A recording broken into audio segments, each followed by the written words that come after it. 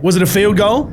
Well, Or was it a penalty in favour the rules are the rules of the Melbourne Storm? Oscar, Yeah, regardless. So you sound like Harry Grant. I mean, I just love that there's clearly two sets of rules that apparently fly to Penrith, you know. They're allowed to do it when it is important to them, but when it's done to them, it's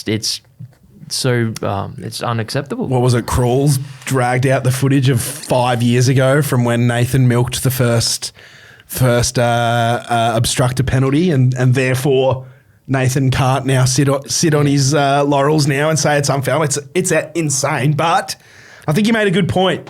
Like, Harry's right, and I think Nathan's right. Like, yeah, it's that is how it's been policed all year, but it's also like it's a shocker. If that action happens in a block shape, shifting down an edge, it's milked. Like we saw it, I think, in the following night. King Tongia tried to milk a block shape on the Wars right edge, and Todd Smith said he'd milked it.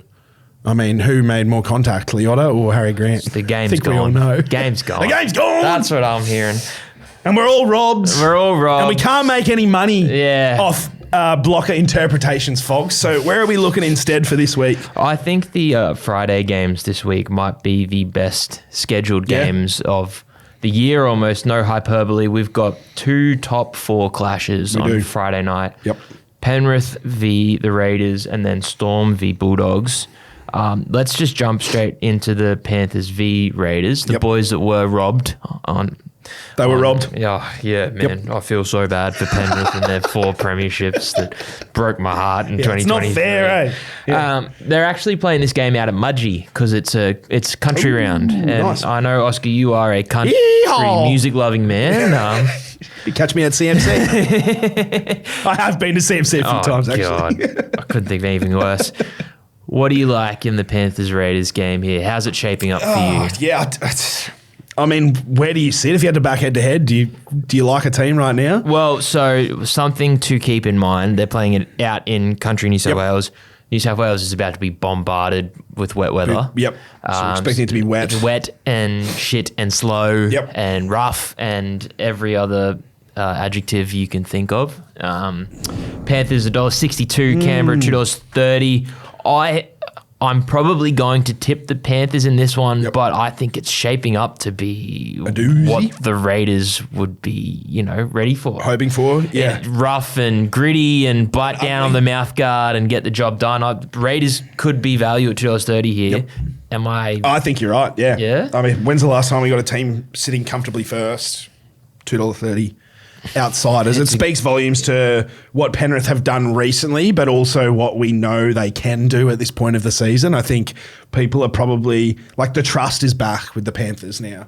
They haven't been, at the start of the year, I think we were all rattled in terms of how far they fell.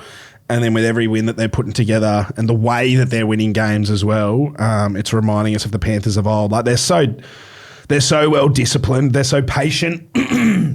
But they've been using the ball really well, particularly down that left edge through Blaze Talangi recently. His pass actions have improved. He's really figured out the Panthers system. Yeah, he's figured out his role in the Panthers system, hey. He doesn't have to be Luai, but he's a very good version of Blaze Talangi at the moment. Yeah, well said. He just parks himself on that left edge. The defence has to number up on him now because if they don't, he'll run. And then he's doing a good job in the second or third layer of a shift when they start on the right post and they come his way. He had a couple of really nice tip passes and long balls assisting for McLean and Jenkins, but then he also threw the intercept. So it's going to be really interesting to see how he responds this week. You get that on the big jobs though. Yeah, I'm sure. I mean, jeez. He's still learning. And it's just like Jaden Campbell we were talking about the other day. True. You've got to make those mistakes to learn from them. So, and I'm not necessarily sure it was a bad pass option from him. I think Melbourne just read it really well. Yeah, was it Nick Meaney who jumped out? Or anyway, Ethan Strange gives him a really cool matchup. Gives Blaze Talangi a really cool matchup this week. Two hot. Young in-form sixers. They're both primarily runners. We saw what Strange did to Manly a couple of weeks ago. He made Daly Cherry Evans' ankles look every bit of 36 years old, didn't he? Sorry, Daly. My ankles are achy. Yeah, we can talk broken ankles as much as we want. Damn, I didn't mean to go. I just meant Daly's friend. Oh, love you, JYY. I've loved what Ethan Strange is doing. There's been some chat in the media recently after Ricky floated him for a Kangaroos jumper. I think it's an inevitability. I think he'll play 6. I agree with Ricky in that in terms of Kangaroos and the Blues, but like right now, that left foot step is such a repeatable action, as Daly will tell you. But also, if you stay too tight on him, he'll do his little in and away and then long ball to the winger or play short to said Chris. So they've got some really repeatable actions on that edge as well, which they didn't have at the start of the year. No. Yeah, and that's something that you said you really wanted to see from them. And now we know, like, okay, if they're trying to throw offloads, if they're trying to kick in behind and score off the boot, if none of that's working, then all right, what can they do? They can set up on the left post, and Ethan Strange can have a crack on that left edge. They've also introduced that little wraparound shape with Zach Hosking on the right edge, on their back row as well, and Timokos scoring tries for fun because of it. So I'm actually going to back the Raiders here, which might be the first time all year I've backed them head to head, especially on this platform, and I'm doing it against the 4-time defending champs. So this might be why my punting has been pretty shit this year. But I'm going to back the milk. I don't mind that at all. And the bookies have taken the weather into account here. I think the points line is at 41.5. Yep. So I think maybe you lean towards. I don't know. It's wet weather.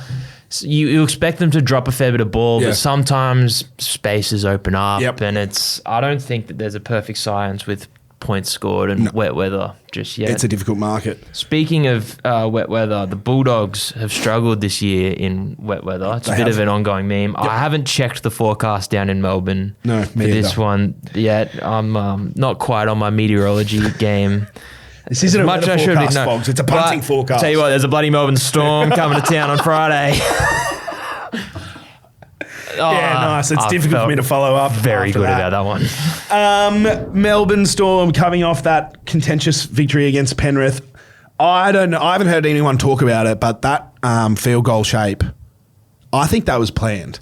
The Harry Shongo. Yeah. They had Munster, who's a left foot kicker, on the right-hand side of the ruck, and they had Wishart, who's a right foot kicker, standing on the left-hand side of the ruck, both immediately behind the ruck, a few metres out, in very obviously like they weren't in natural positions to kick a field goal. But I guess like in heated battle, you don't have time to be like, hang on a second. He's on the wrong foot. That's right. It's like, oh shit, go.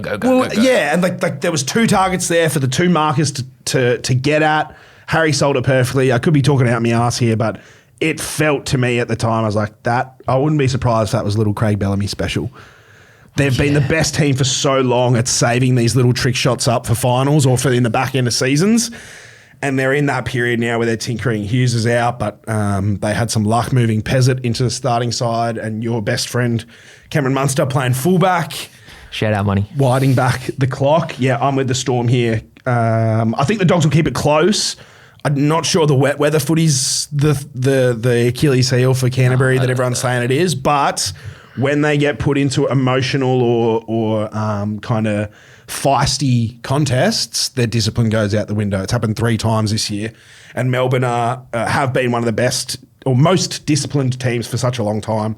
I'm going to back the Storm. They're very disciplined, but I think they've also got that little switch they can flip and get under a team's skin. Yep. Like we've seen it before. Obviously, Droll mentioned on the show, maybe getting Nelson back nasty. In, or some of the backs get Trent Loiera's got a healthy amount of shit. Trent's an incredible run, like in the best possible way. Queensland's new favourite son. Oh, I love him. Yeah. Well, so I've got a question here for you. You said that you think this game's going to be close. Yep. The line's at 6.5 points. Are you erring on the Dogs plus 6.5? Yeah, give me Doggies plus 6.5. Just with Melbourne's outs, like their attack's still figuring things out. Yeah. With Money at fullback, Hughes at 1. Pappenhausen might be back this week. I don't know. We're recording. Yeah, we are yet to get teams Tuesday morning, time of record. Maybe Dogs plus 6.5 and maybe Melbourne 1-12.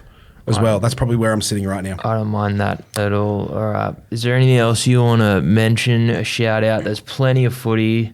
There is. Yeah, I could tip the South Sydney, but look, let's just focus on the top 4 on Friday night and see what we can pull from there. All right. Let's go. Thanks, mate.